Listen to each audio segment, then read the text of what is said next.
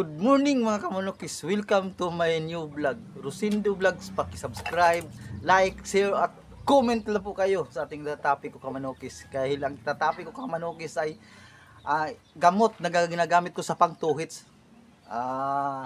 Mga kamanokis, ako kasi mga kamanokis ay hindi talaga ako gumagamit ng masyadong maraming gamot.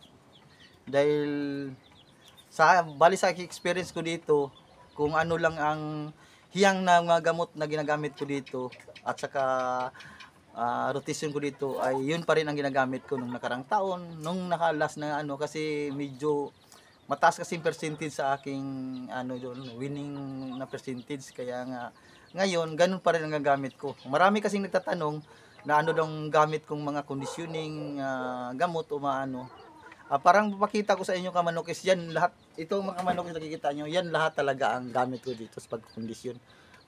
Kahit isa lang, kailangan natin talagang natin talaga lahat ng sa manok, no? Ang sa gamot mga kamanokis ay 4 lang ang ko. Tapos lang ako. Ang una kong yan sa inyo kamanokis ay yung ang pang-inject ko ay Bixan kamanokis. Ito. Sa isang linggo, ang gagamitin nyo to ay 0.5. Tapos pag 3 days before the fight ay 0.3. Huwag lang kayo gagamit ng iba-iba na, kasi kapag kasi manibago na naman yung manok nyo kung anong ginagamit nyo. Ito ang unang kamanokis. Ang sunod naman kamanokis ay calcium kamanokis, calcium.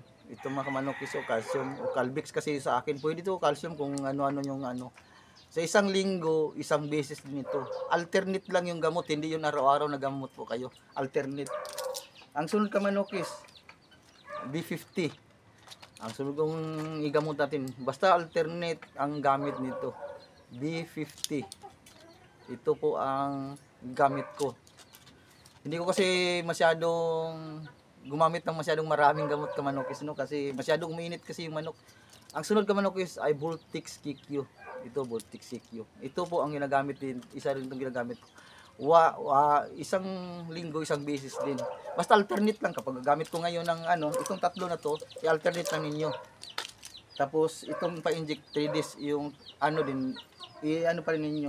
Ang sunod yung kamanokis ay ito, Vitamin Pro. Ito po ay marami kasing vitamins and minerals to. Kasi ang importante naman sa manok talaga kamanokis, sa totoo lang, araw-araw mayroon silang vitamins and minerals. Yun naman importante kamanokis sa isang manok. Mga kamanokis, ako po ay nagpapasalamat sa lahat na nag-subscribe sa akin. Kung mayroon kayong matutunan dito, yung may matutunan talaga kayo, at nagpapasalamat ko sa inyo sa lahat ng mga subscribe sa akin, no? So thank you sa lahat. Dahil pagkakataon natin to na mayroon na tong panglaban, kaya nga ginagawa ko to para naman sa inyo kung anong mga ginagawa ko dito sa aking pagkukondisyon ng manok.